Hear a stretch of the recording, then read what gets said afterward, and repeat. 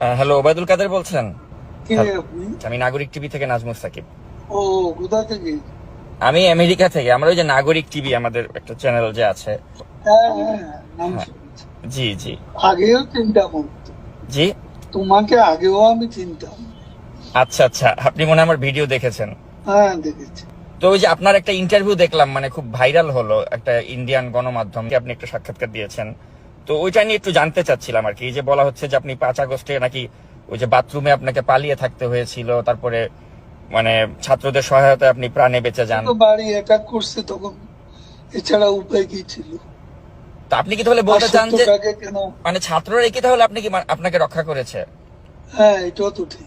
কিন্তু কিন্তু অনেকে তো বলছে যে ওই সময় মানুষের মনে যে ক্ষোভ ছিল মানে আওয়ামী লীগের প্রতি বা আপনাদের প্রতি, তো সে সময় ছাত্ররা আপনাকে রক্ষা করবে, মানে এটা অনেকের কাছে মানে বিশ্বাসযোগ্য হচ্ছে না বিষয়টা। ওরা বলছে আপনার উপর রাগ ছিল, কিন্তু আপনার সামনে এসে আমাদের রাগ পানি হয়ে গেছে। তো এরপরে আপনি তাহলে 3 মাস তো দেশেই ছিলেন। হ্যাঁ, ছিলাম।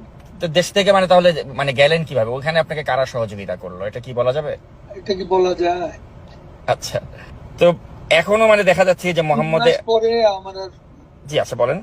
যেভাবে তল্লাশি, বাড়িতে বাড়িতে অভিযান, আত্মীয় স্বজনের বাড়িতে তল্লাশি, এসব একবারে চরমে। তো এটা, তাছাড়া তখন শরীরটাও আমার একটু সমস্যা হয়ে পড়ছে। অনেকগুলো ওষুধ খেতে হয়। তো ওষুধ খেলে আমি ভাবলাম যে অ্যারেস্ট হলে তো আমাকে ওষুধ খাওয়ানোর হলো। তো অনেক কিছু চিন্তা করে আমি শেষ পর্যন্ত সিদ্ধান্ত নিলাম ওখানে আর থাকবো না, এই আর কি।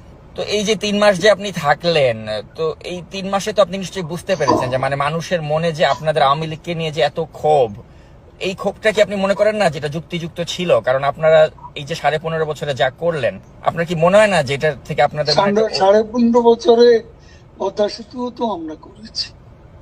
3.5 বছরে মেট্রো রেলও তো আমরা করেছি।